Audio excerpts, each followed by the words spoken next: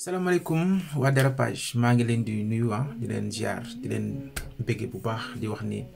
chapeau yéen ñëpp ci kaw ba ci suuf di technicien ba ci ginnaaw ñi gis ak ñu gisul ñëpp liggéey bi nice na man dama am juste benn affaire bu ma ci bëgg wax boo xam ni c'est très important à dire. Je pense que ñu bëri dañuy romb li nga xam ne moom mooy leçon bi et leçon bi dafa nekk ci Bachir. Il y a des hommes comme ça. Quand tu as une femme boo xam ne dafa bàyyi du bëri ngir yow mais il y a une chose bu olof wax dafa ni lu waay def boppam. L'objectif de Bachir finalement mujj ko atteindre ndax li mu dem ba découvrir ci li nga xam ne moom mooy soxna si mais beneen point bi mooy boo demee ba xam ki nit ki daf la jaral femme bi Bachir jaral na ko muy soxna Abi mais tey Bachir waroon na toog conscientiser boppam te Abi jox na ko chance ni ko tey bëgg naa nga waxuma lépp ma xam. C'est pour que dire que la communication ça compte beaucoup ci couple jigéen bu la bëgg mun naa yëngal montagne ngir yow kon message bi ci Bachir c'est pas pour Bachir c'est pour tout le monde àdduna wërngal këpp pour que kenn ku ci nekk bu nit di rey boppam ngir yow buy sonn ngir yow buy daj dara ngir yow xamal ni tu as intérêt.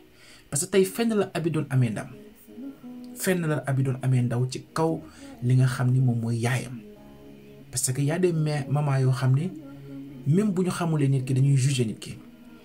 mais fenn rek la Abi doon amee ndam muy que Bachir ci boppam ñu fekk ci Abi nekk ku honnête gëm liggéeyam gëm famem nekk un vrai père de famille prend toutes ses responsabilités bàyyi lépp loo xam ne affaire de jeunesse la. ci ginnaawam xam ni maintenant c'est quelqu'un boo xam ni il est responsable c'est un père de famille kon je pense que leçon bi man personnellement bien reçu je l'ai reçu di wax ni nag waa Dérapage continuer leen man je trouve pas que ce que les autres ont dit que ni ñu teg ko lu bëri non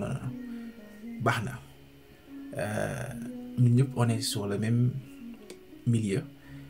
fi ngeen ko teg noonu non il faut pas mettre trop bàyyi leen day ou pas mu nekk benn loolu mooy xorom si allez ciao. salaamaaleykum waa série Dérapage maa ngi leen di nuyu di leen sant vraiment ci seen série bi am na sens vraiment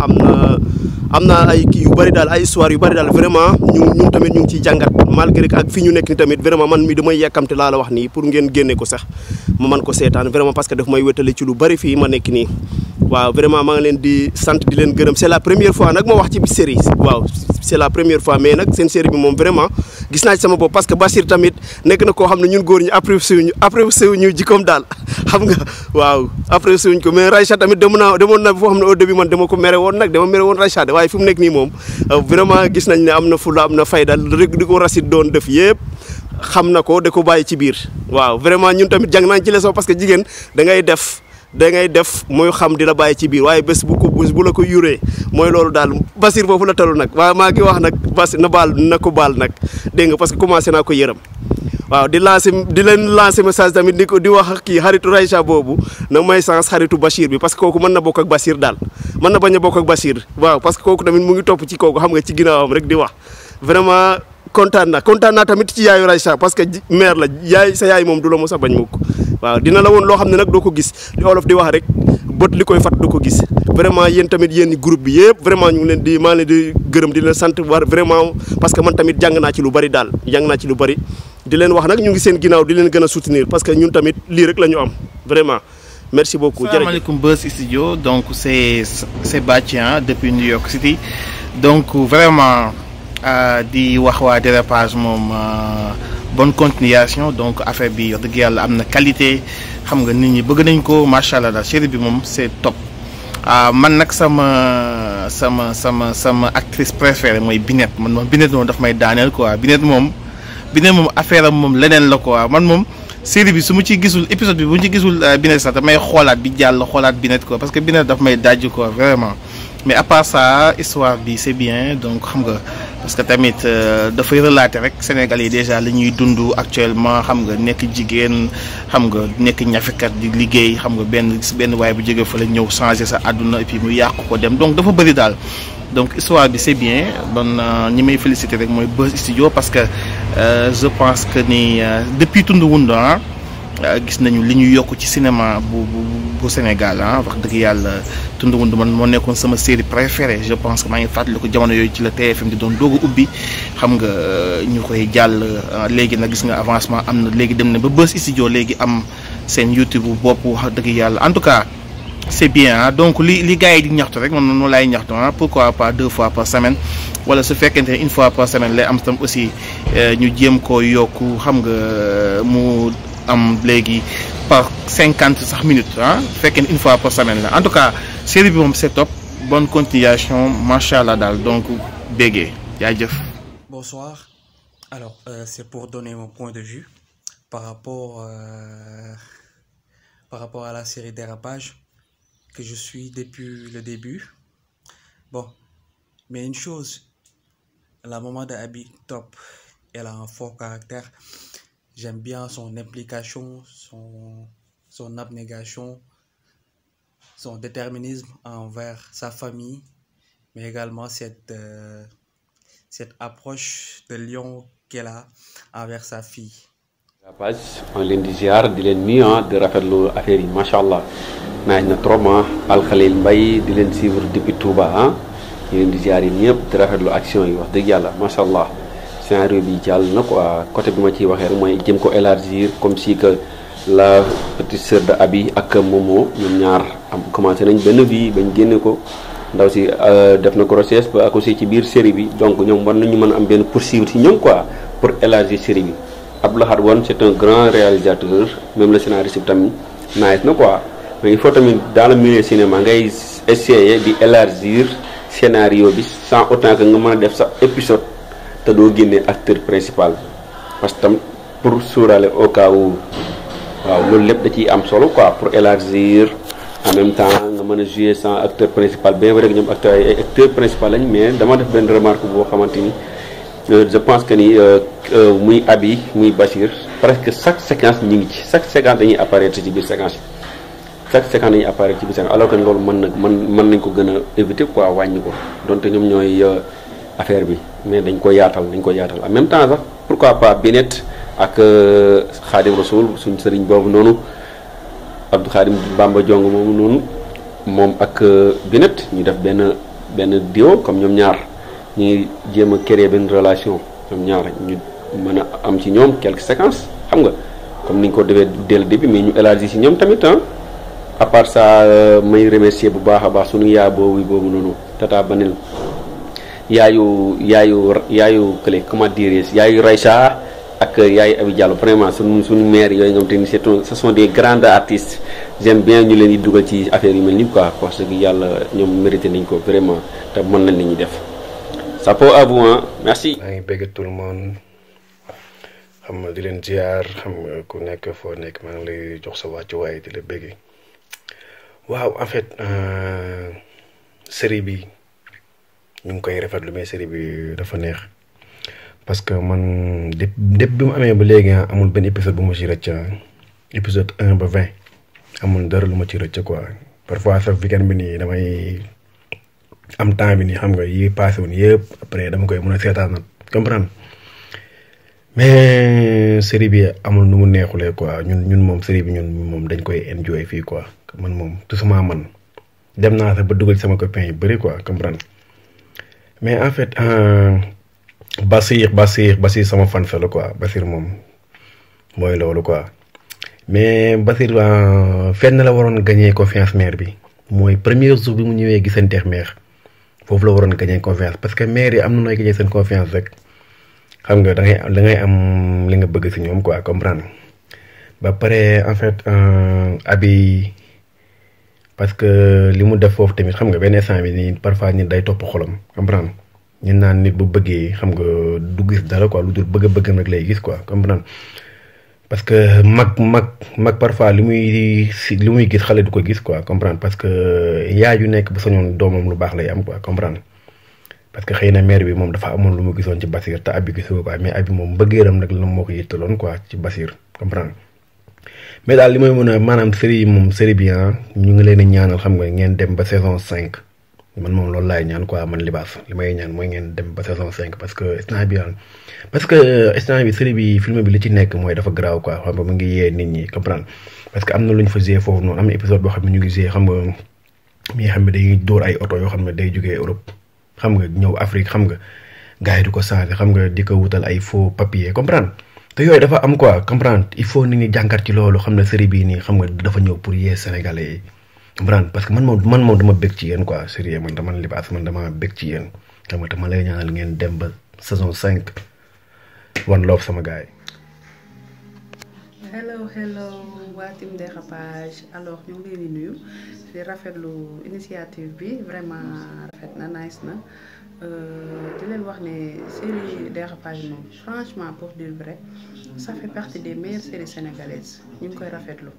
acteurs yi ils sont au top maîtriser nañu lu ñuy def en plus ils sont tellement naturels et vous maîtrisez tellement bien la langue de Molière oh j'adore grave le seul hic bi mooy série bi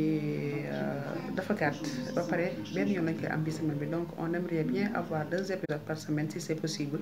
ngeen yokk personnage aussi si c'est possible parce que tout tourne autour de Bachir et de Abi et Yaa Fatou aussi su ngeen ko mën a indiwaat dinañu gënal parce que gis nañ ko si début bi mais léegi kenn gisatu ko on vous remercie boo leen soxlawee actrice maa ngi fi waaw pare naa pour dugg ci Dérapage. waaw asalaamaaleykum wa rahmatullah kay waa team Dérapage ñoo leen di ziar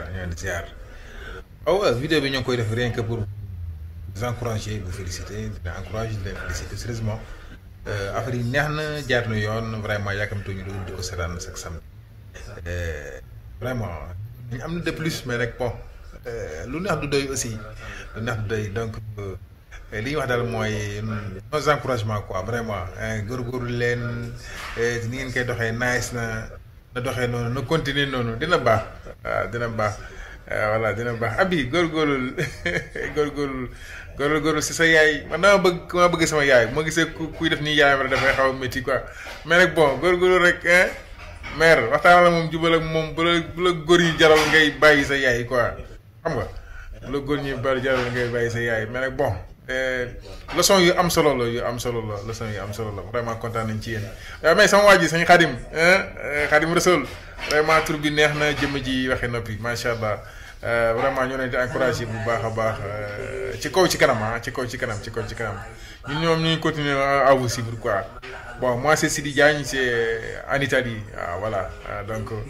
salut à tout le monde big up à tout le monde Sénégal yi ñëpp ñoo leen di ziar daa ngi jëfete salaamaaleykum wa rahmatullah. Depuis cinéma sénégalais yi commencé ba tey seetaanatuma film nigérien yi quoi parce que ça veut dire carrément que même chose nigérien yi leen doon joué ñun ñu ko doon seetaan tu vois non mais bu ngeen ñëwee tey ngeen valoriser cinéma Sénégal tey moo tax ñun seetaanatuñu nigérien yi tu vois non et y a beaucoup de scènes yi nga xam ne mu ngi daw Sénégal. Et franchement ñu ngi def fierté sénégalais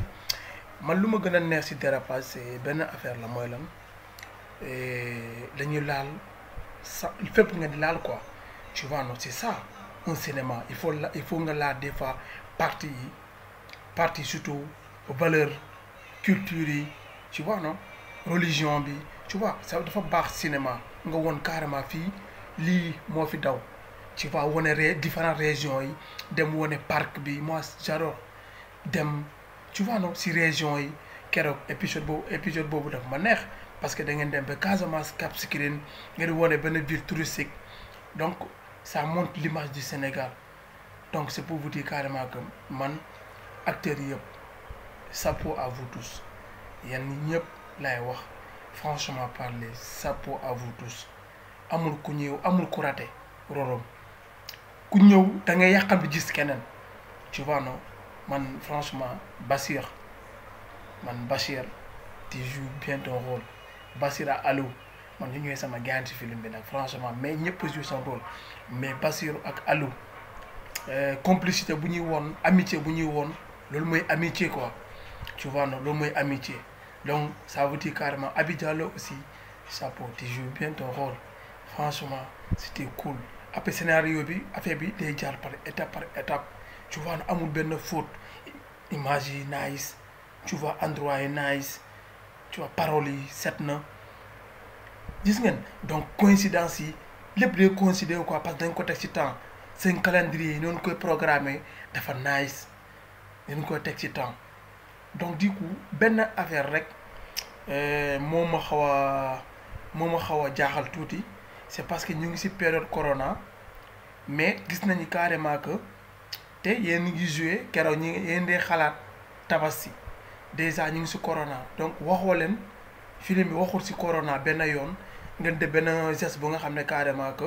lii la quoi kon période corona la encore tamit Korité bi tamit joué leen ci tamit paax bu nga xam ne bokk na ci Korité bi te Korité bi muy fekkoon film bi mu ngi doon daw donc remarque boobu rek laa def quoi parce que. salaamaaleykum maa ngi nuyu waa série bii ñuy wax Dérapage ñëpp di leen ziare bu baax di am mbégte ak kontaante loolu nag ñu ngi leen di topp di leen bàyyi xel fu ñu mënti toll lenn daal laa ci bëgg moom ngeen defal ñu ko loolu moom ñu ngi koy bëgg ñu ngi leen koy demande waaw yéen ngeen defal ñu ko muy na daw 2 jours ci semaine bi benn bi dafa gàtt lool à part ça nag moom vraiment ñu ngi leen di féliciter liggéey bi jaar na yoon rafet na waaw temps bi nag bu gënee mën a gudd duñ ci doyal vraiment série bi neex na kontaan nañ ci trop fii ci Brésil Argentine ñu ngi leen di bége jërëjëf. Big up Team Dérapage. Man, je suis un grand fan de votre série et donc je ne pouvais pas m'empêcher de faire un petit speech quand j'ai eu l'annonce de Raïcha à la fin de l'épisode 20. Et tout ce que j'ai à dire, moi, c'est merci. Merci et je vous félicite tous parce que vous menez un travail extraordinaire. Parce que, bima commencé cette année, c'est Dérapage Bolégui. Je suis devenu fier et content du travail que vous menez. Parce que souvent, dans la série sénégalaise, souvent il y a souvent des failles et tout ça, mais vous réussissez à mettre dans la tête de la population sénégalaise que le cinéma sénégalais pouvait gravir les échelons du 7e art. Et rien que pour ça, je vous remercie énormément du travail que vous menez. Et j'en profite pour saluer mon personnage préféré de la série, Alou, parce que je l'adore et vraiment je le trouve cool dans la façon dont il joue son personnage. Et un petit big up et félicitations. Bonsoir à toute l'équipe Dérapage. Tout d'abord, je tenais à vous remercier, mais aussi à vous adresser toutes mes félicitations parce que vous avez réussi quelque chose pour maintenir. Franchement, pour moi, ce qui me concerne, vous avez fait beaucoup de choses. C'est utile pour les gens. Ce film, déjà, caractère Abi et aussi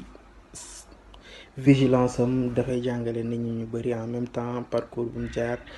dafay motiver des gens quoi parfois su fekkee ñoom xool nañ ko am na situation bi wala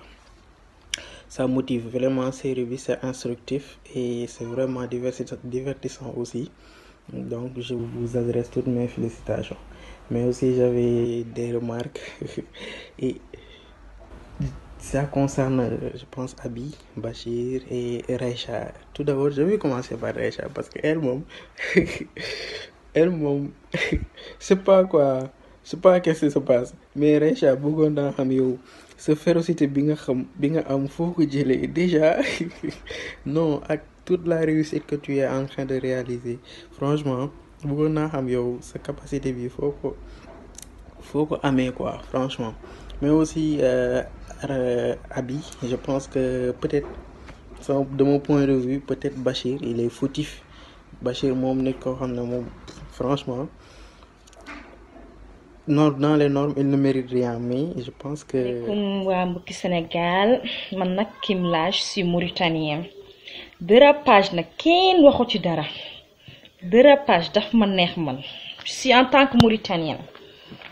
Série yi may gis yëpp ci Sénégal Dérapage dafa am classe nit yi tamit ñoo am classe ñu ko jouer sax dafa ma neex Dérapage dafa ma mooy loolu mënu ma wax daal su ma waxee rek damay juum Dérapage dafa ma neex daal wóor na yàlla souvent man ci sama téléphone mag laa gisoon série bi ma ne série bi daal lu waroon neex la est-ce que duma defaat ba à zéro ma seetaan ko. Dérapage day yeewu nit yoo xam ne par exemple Abi gis nga ni mu meloon fu mu jógee laa wax gis nga ni mu meloon mu dajeeg benn góor rek góor bi nag góor bu saysaanu la doon gis xaalisam rek neen rek day dugg ci Abi nag yaayam sax moo baax en fait situation ngeen gis ni dañuy gis partout mais Dérapage neen ñu wax bonne condition rek à yéen surtout les séries sénégalaises Dérapage daal daf ma attaqué dama doon seetaat Pod ak Marichou ñoom lu mu tudd café avec yooyu yëpp yàgg na mais Dérapage amu leen morom ci kenn yéen daal ci kaw ci kanam rek man nag Kim laa tudd je suis mauritanienne surtout je vous suis trop mais xam nga la laa bañ nag seen série bi benn semaine lay ñëw samedi à samedi da ngay war a indi ñaari encore ñu mun jawala te surtout nag kontaan naa ci seen série kontaan naa trop. J'adore votre série énormément, je vous le jure. Salut waa série Dérapage ñoo ngi leen di ziare yéen ñëpp di leen bëggee di rafetlu série bi neex na trop macha allah wax dëgg yàlla kontaan nañ trop surtout ñun ñi nekk à l'étranger xam nga waaw macha allah daal acteurs yëpp macha allah allo respect mon frère yow waaw mais doo sama acteur nag man. waaw man Basir maa ngi lay bëggee lu bëri mais nag am na benn question bi ma bëgg a poser parce que gars yi bëggee nga dal ci Basir ñu ngi naan Basir mais Raissa ak Basir kiif soo xoolee Raissa moo gën a dangereuse sax que Basir Raissa yow la bàyyil yàqlaate nga Raissa def na lépp fa soo xoolee Basir bien vrai que da doon def ay dilam loolu comme góor ñëpp mais soo xoolee Raissa moo ko dugal te Raissa héritage bi lay wër donc il faut ñu bàyyi ci xel donc Raissa Basir moo ko tane waaw man nag moom xam nga Raissa dama ko bëgg quoi nag mais Basir la tane mais nag ñu ngi leen di bëggee yéen ñëpp wax dëgg yàlla di leen bëggee Abi yow moom macha allah quoi waaye macha allah yow xam naa ko bëri kersa nga mais nag. yéen ñëpp respect quoi dëgg yàlla macha allah yàlla na yàlla suñu borom taxaw leen affaire bi gën a yokk ci kanam ci kaw ci kanam waaw ndam rek ngeen di am incha allah parce que yéen a ngi bëggal jaam yi ñun ñoo ngi seen gannaaw en fait. waaleykum waa Dérapage maa ngi leen nuyu ku nekk sa tur ak sa sant mbaa yéen a ngi am jàmm bu baax sinon ça va man la Oumar Sankar maa ngi France maa ngi dëkk 18e boo demee wax ci seen kii bi série bi dafa neex na trop macha allah acteurs yi actrices yi bon. ñëpp macha allah man damay wax côté kii bi côté Binet li tax muy xeeb kii Aliou ne booy muy xeeb Aliou sama xarit la moom kii dama ko faa ci film bi quoi ok salaamaaleykum. Salaamaaleykum waa Dérapage bon je me nomme Nabou maa ngi dëkk Massar avant tout dama leen féliciter di leen wax ne seen série bu neex la aman moom personnellement duma ko raté franchement neex na waaw bon commentaire yi ma ci mën a def nag mooy man je pense que ni Abi moom fa war a baal Bachir man loolu laa gis ndax jabaram la te elle est la mieux placée pour jàppale jëkkëram waaw pour jàppale ko ndax mooy jabaram te sëy tamit nekkul bu nakaree rek nga dem fa war a muñ suturaal jëkkëram waaw jàppale ko ba mu génn ci problème yi mu nekk nii man loolu laa gis waaw ndax tamit sa jëkkër day doxaan rek wala day tëdd yéen ak xale jigéen man je ne pense pas que loolu war na mën a nekk malgré que neexut mais loolu du raison ba mu war a tax nga ne xam nga danga koy bàyyi ak yooyu ndax loolu qu'on se dise la vérité mu ngi fépp ci àdduna bu doon loolu rek mooy tas sëy kon sëy yu bari na tas ndax 99% wu xale góor yëpp dañuy doxaan homme marié dañuy doxaan loolu daal du dara dangay gën a defaru rek te beneen point aussi mu bëgg a souligner mooy que ni yow danga war a xam ne jikko tubaab nga yor da sa fekk boo indee jikko tubaab aussi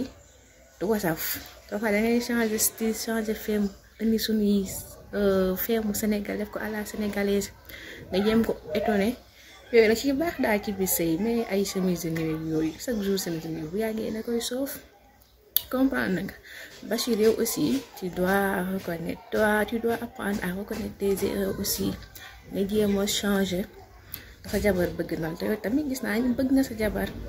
te tant que yàlla moo rek tout peut se résoudre malgré que sàcc la wëyu la mais jàpp naa Aby daal bu jàppalee Bachir mu toppatoo ko Bachir dina changer waaw tamit fay rey saa xaalisam loolu daal laa gis en tout cas maa leen di remercier di leen féliciter encore une fois ne leen seen série bi neex na macha allah bisous. bon salaamaaleykum bëggoon wax tuuti rek ci film bi am na solo lool neex na tamit mais ma bëggoon wax tuuti rek ci côté Bachir ak Aby parce que boo xoolee dafa am lu Aby def ngir Bachir bëgguma woon mukk Aby am gàcce digganteem ak yaayam ndax Bachir parce que déjà Bachir Aby da ko jox léppam donc defet boobu daal laa doon bañ far mu am ko mais bon alhamdulilah en tout cas film boobu moom macha allah dafa neex tellement que comme ni ko gars yi di waxee warul di am une seule fois dans la semaine au maximum 2 fois waaw loolu dafay neex lool Bachir daf ma neex Bachir moom neex na ma trop ñoom ñëpp Reïcha kooku moom bandi bu jigéen la waaw mais alhamdulilah du courage xam leen ne sénégalais yi wala sénégalais yi bëgg nañ leen bu baax macha allah ñu ngi leen di seetaan ngeen na jëm kanam bu baax mais fexe leen mu nekk 2 fois dans la semaine c'est ça le film comme ni ko grand bi waxee film bi moom amul benn film bu ko dàq macha allah waaw. salaam maa ngi leen di nuyu yéen waa Time Dérapage maa ngi leen di nuyu di leen ziare bu bëree bëri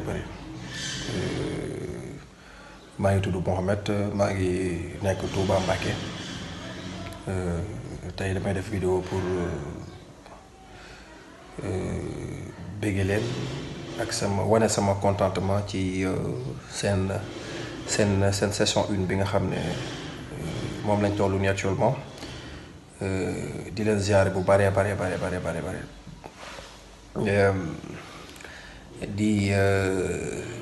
di leen jaajëfal ci benn côté boo xam si ni vraiment gis naa ni vraiment réussir ngeen ci daal te ñaan yàlla mu jëm kanam mooy que gis naa ne dérapé wu leen benn yoon ci côté di comme luy yàq jeunesse bi di voilà comme dañoo nekk ci côté boo xam si ni daanaka Sénégal la majeure partie ay jullit la ñu ëpp ci Sénégalais ay jullit la te côté boobu vraiment gis naa ne amoo leen benn yoon boo xam si ni kii ngeen ci daal par rapport ak yeneen séries yi nga xam ne ñu ci bari vraiment dañuy yàq vraiment jeunesse bi damay suivre ay séries yu bari ñu baal ma leen ciy jaajëfal ci côté boobu vraiment gis naa ne daal amoo leen ci benn yoon boo xam si ni vraiment yéen a ngi ci drapeau voilà di jaajëfal Aby di ak Basir allo xaritu Aby bi dama koy retaan lu bari ma parce que manière am yi moo xorom lool dama koy retaan quoi di joxe un conseil pour ñi nga xam ne ñoo ngi palaasu Aby quoi actuellement bu leen mbëggeel sonal ba nu bett seen yaay parce que yaay amul morom lu la mbëggeel sonal bu la sa yaay bëggulee rek te mu teg ko fu leer mu teg ko ci ay argument yu leer rek bul bàyyil parce que je pense que sa yaay moom yaakaar naa du la dugal ci loo xam si ni ci li ma yaakaar rek mooy ci lu bon la daal loolu daal laay conseil ñi nga xam ne peut-être ñi nga place Aby bu leen bëggeel sonal ba ñu bedde seen yaay parce que trop tard boo ko beddee di ko gis voilà loolu daal laay joxe di leen remercier bu baax a baax dama mënewul wax nag parce que c'est la première fois may def ay vidéo may jégalu bu baax a baax ci gàttal bi merci beaucoup. Bonjour à vous tous, je m'appelle Mamorka di bëggee ñi nga xamante ni si ñoom ñooy seetaan série bi nga xam ni moom moo di Dérapage nekk série boo xamante ni si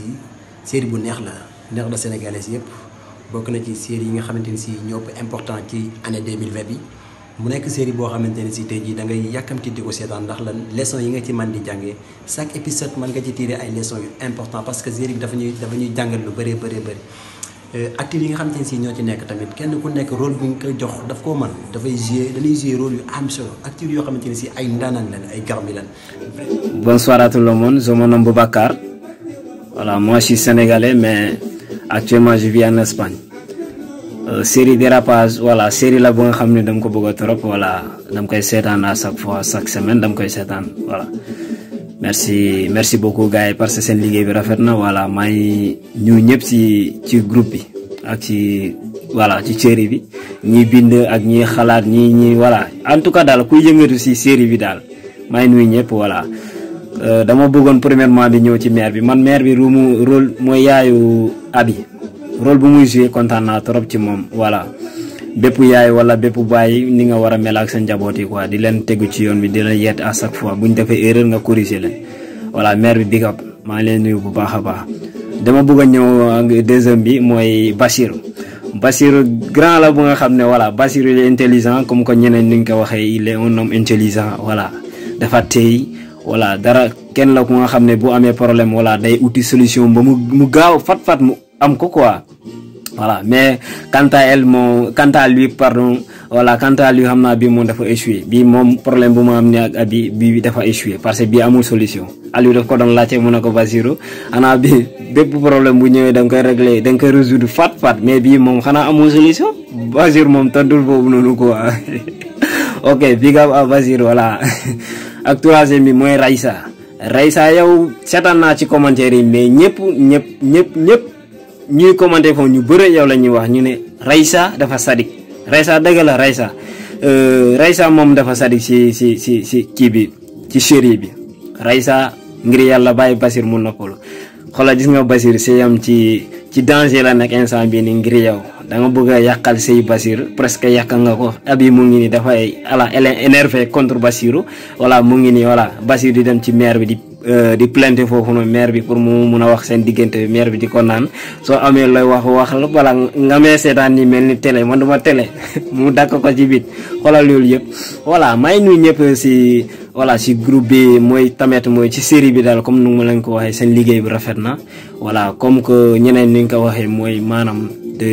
man semaine bu jotee moom seen kii bi su ma koy seetaan sax j'ai hâte voilà damay am envie seetaan ko parce que daf may neex bu jeexee tamit voilà j'ai un peu mal quoi parce que dama bëgg mu jeex série la ba nga xam ne dama ko bëgg trop voilà dama ko fomp à chaque fois dama koy seetaan voilà depuis épisode 1 ba instant mi 20 lañ nekk dama koy suivre bu baax a baax voilà ok maa ngi nuyu ñëpp et voilà j'ai oublié même Binat jox ko réponse Aliou tamit mu am ki muy woo parce que en mi ni Aliou dafa cool ci moom amul ku muy waxtaanal yow kese la dëgg lu mu la mu ne la booy yow su ma tëddee rek yow kese lay xalaat jox ko réponse muy gaaw voilà merci beaucoup may nuyu ñëpp voilà vraiment yàlla na yàlla taxaw leen voilà moo dimbale leen voilà seen série bi mu mun a dem ci kanam ci kaw ci kanam voilà ñun ñëpp ñu nekk fii tamit mooy loolu parce que man dama bëgg a série tamit dama bëgg a cinéma dama bëgg a théâtre voilà mais voilà quant à moi incha allah xam naa ne dinaa ñëw ñu mun a wax jouer tuuti ma mun a kët see sa waay Raïssa pour Bassir voilà mu mun a am jàmm ko allez ciao merci beaucoup allez. asalaamaaleykum wa rahmatullah di nuyu ñëpp di ñaanal ñëpp jàmm di ñaan sama kàddu fekk ñëpp si jàmm alhamdulilah di ñaanal sama yaakaar ci Serigne Sall suñu borom dolli ko ay leer ginnaaw loolu ñu ñëw joxe sunu xalaat. ci théâtre bi ngeen doon dawal mu doon théâtre boo xamante ni dañuy leen di sant rek ci njëkkantal gi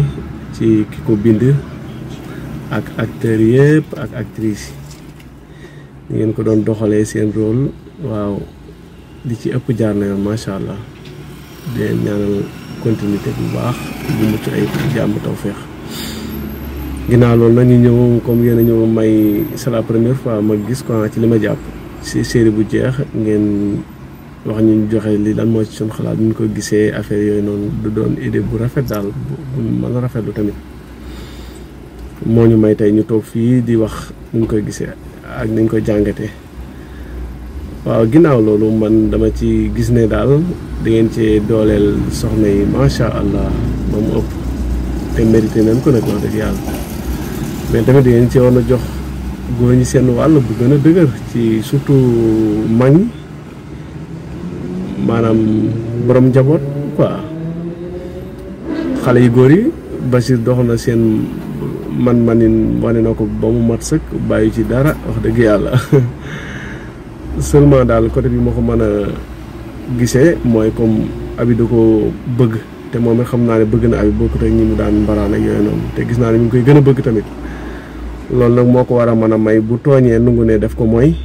donte ko àggut sax mais amoon na yéene mooy Abi jàpp ko te affaire bi foofu feefee bi jërtoon muy àgg daal loolu rafetlu naa ko tamit aussi jëru ñuy àgg di jàngale comme nu ñuy mooyee sa jabar ak yooyu noonu loolu lu ma gën a rafetlu waaw loolu tamit nice na mais yow ni nga amoon pëseef Sëñ Basiru bi ngay doxaan bëgg a am yéene pour tromper Abi ba Abi jàpp la da nga war a sant comme ko jotoo ci àgg nag mais da nga sant gi dafa war a ànd ak nga nungoo tuub gu am pëseef comme bi ngay jiim ni nga doon amee woon pëseef nga jiima amee noon pëseef nag pour tuub nag Sëñ Basiru mais sa tuub bi daal dafa desee am dafa mën la ñorut daal dafa desee am pëseef loolu ñetteel bi di maanaam yaay Bachir macha allah wane na fi ni mu bëgg doom waaye nag ci beneen côté bi la ko jëmalee par rapport ak yaay Abi maa ngi ciy ñëw bref yaay Abi maanaam tubaarikàlla wane na ni doom war a ni yaay war a aare doomam affaire yooyu noonu tubaarikàlla jekk na rafet na macha allah wax dëgg yàlla mais nag man sama xalaat papa Abi dafa war na vivre parce que mère bi ku baax la ak nu mu mën a def daal ba papa Abi teg ko yooyu coono ak mère bi aussi maanaam ni mate li mu doon daal li Abi am wërsëg yëpp amul changement ci doxalinam dara daal tubaar fekkal la kon nag war nañu mën a bàyyi nag jox góor ñi seen place foofu nag parce que jigéen gu baax ku ne nag góor gu baax a nekk ci wetam nag ku nu ngoo liggéey di ko jàppale te loolu feeñ na ci parce que wax dëgg yàlla Abi bu barkeelee bàyyam moo tax waaw benn côté bi waaw yow yaay Bachir mënoon ngaa bàyyi nag kumpa boobu dox diggante papay Bachir ak gorom bu jigéen parce que aussi ñoom ñaar respecté jox na ko cër bu mat sëkk daal par exemple jox na ko cër bu mat sëkk bu xamante ni tuwaari fakal la macha allah kon maan ngaa bàyyi nag continuité boobu parce que loolu nga wax Abi rek mën na def ci boppam benn ëllëg mu di ko xoolee parce que jigéen la doomu aadama la rek te jigéen la waaw kumpa boobu maan nga ko continuer daal bàyyi ko ak Abi parce que yow suturaal nga sa jëkkër ba toll fi nga toll kon dara wër la moment tax nga di ko bëgg lu neex sa doom bu góor ba ngay bàyyeeku loolu ci kiyam waaw di leen rafetlu aussi waaw lépp nice na waaw ngeen gën cee jox daal gëdd ñi koy seetaan par exemple waaw par exemple maanaam nu ma ko mën a tudde sax image yi nga xamante ni jërut di wane comme di wane ay awra ak yooyu noonu ñu gën koo wàññi bëreegu ci sax mais ñu gën ko wàññi daal waaw jërëjëf di leen maanaam xaar deuxième saison bi xëy na balaa yàgg buñ sañoon mu commencé suba parce que wax dëgg yàlla dañ koy wettalikoo buñ amee jot waaw Serigne Mbacke Faye moo doon wax ak yéen fii ci Touba Brésil di leen ñaan jàmm di ñaan sama kàddu gi fekk ñëpp si jàmm alhamdulilah waa Drapass wér ak gudd fan lan leen di ñaanal seen liggéey gën a barkeel gën a jaar ci yoon jërë ngeen jëf wasalaam. coucou team Drapass maa ngi leen di nuyu di leen wax ni kontaan nañ ci série bi ñun série bi daf ñu wéttali macha allah kontaan nañ ci loolu sunu xol noo sedd na ci mais di wax ni en fait man sama réaction day doon tuuti ci Bachir en fait ñun bëgg nañoo xam émotion Bachir lu muy yëg carrément parce que Bachir ba tey man bu ma daree seetaan épisode série yi ba tey gisaguñu carrément Bachir fa lay toogee di wéet di waxtaan ak conscience am voilà bëgg nañ xam carrément Bachir au fond moom lan lay yëg waa mais en fait daal ñun ñu ngi rafetlu série bi daal macha allah neex na loolu kontaan nañ ci tamit di wax na tamit série bi tamit benn fan bu ñu koy def ci semaine bi dafa tuuti suñ ko mënoon def 2 fois par semaine dinañu gën a neex xam naa ne daal dinañ gën a wéttali ko voilà mais série bi daal rien à dire amuñu leen luñ ci voilà lépp impact lépp a neex macha allah Abi nag baalal Bachir waaw avec Bachir moom warul jeex. salaamaaleykum yéen ñëpp man la Abdou Lahad Wone producteur et l'un des réalisateurs de la série Dérapage donc vraiment ñoo ngi kontaan ci nu ngeen recevoir suñu production bi ñu leen proposé mooy série Dérapage pour saison 1 donc vraiment ça nous touche vraiment les messages d'encouragement nu ngeen bëggee série bi tout ça là ñoo ngi koy yëg seeni recommandation et surtout seeni bëgg-bëgg comme lu demee ci problème mu deux épisodes par semaine bi loolu moom mooy foog naa question buy ñëw le plus ak recommandation buy ñëw le plus depuis ñu commencé diffusion bi donc su ngeen gisee ne mënaguñ leen jox 2 épisodes par semaine mooy que tout juste que ñun depuis 2013 presque defuñu série bu daw fii Sénégal donc on était plutôt sur le marché international ainsi de suite donc là pour revenir ci marché bi maîtriser wuñ ko xamaguñ ko woon bu baax ñu ne ok par mesure de prudence quand même allons-y mollo ba gën a jàng yenn affaires yi ba gën a xam yenn affaire yi muy demee parce que c'est un autre système une autre adaptation qu'il faut faire et puis aussi faire plus d'épisodes demande un peu plus de moyens donc à un moment on s'est dit ok les gars soyons raisonnable nañ def loo xam ne au moins mën nañ ko garantir di ngeen am au moins benn épisode par semaine et puis jéem leen jox aussi le maximum de qualité parce que liggéey bi aussi day jël un peu de temps donc on a fait ce choix mais c'est juste temporaire parce que pour la suite ak yeneen série yu ñu nekk di préparer pour jox leen ko donc on va vous donner ce que vous voulez su ñu mënee sax defal leen 3 pourquoi pas war nañ ko mën a wut solution pour def ko loolu suñu amee votre soutien et votre soutien rek ñun mën nañ ko jéngu mën nañ ko def parce que on attend ça donc merci beaucoup à tous et yeneen questions yi mën ngeen ko envoyer aussi acteurs yi ku ñu si interpellé wala man it su ngeen amee beneen question bi ngeen ma interpellé man dinaa leen tontuwaat donc envoyez vos questions et vos réactions sur ces numéros et artistes yi ñoom ñëpp dinañ leen tontu individuellement. Merci beaucoup à tous et à très bientôt. Ciao.